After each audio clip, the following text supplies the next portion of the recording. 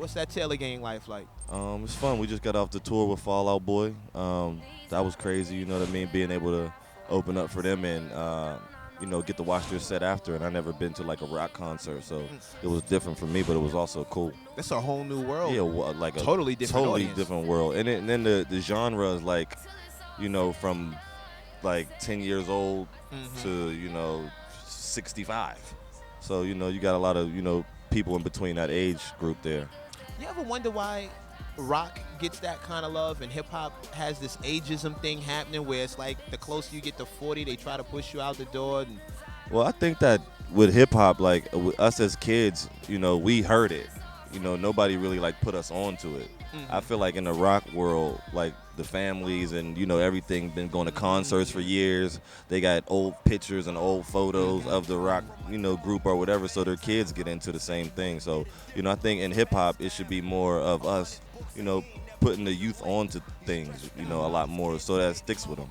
But we were talking off camera. You have a 13-year-old daughter. She's Right. of the age now where you can legit pass down records she may not be familiar with, Tribe Called Right. Quest, and things from the '90s era that she has no knowledge of. And she's like, she has posters in her room. She's like, into some of like Biggie songs and Tupac songs and things of that nature. We try to throw it in there, the things that are positive. You know what I mean? So we just give her like the positive music, and whatever she finds on her own, she finds on her own. And it's like kids are gonna be kids. Right. What they're gonna like, what they like. You know what I mean? Right. So growing up, if you hold them back from it, then that means that they're gonna go find it, without you knowing. So you would rather teach them first.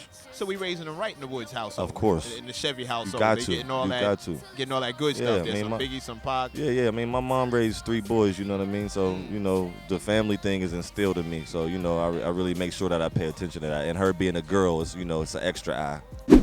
Right. Is she familiar with your music? Yeah, she loves my music. She loves the artists that I work with. You know what I mean?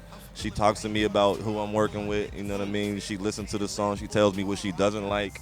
You know what I mean? Because she's really into music. You know what I mean? She don't just like hear it. She like really listens to it. You know what I mean? And she knows all Nicki Minaj songs and things like that. And any female artist that I work with and she likes, you know what I mean? She becomes in tune with them and wants to know more.